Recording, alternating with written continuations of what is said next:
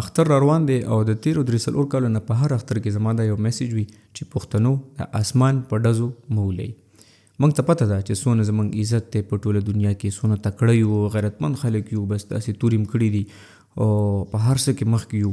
او دا ټوپک د ماشه راښکل دا هم ډېر غټ زور غواړي او غټ طاقت او ډېر دې کې ډېر ساینس دی په دې باندې. ساینس به بل چا اپلای کړی، موږ صرف دې شي ته تکړه یو.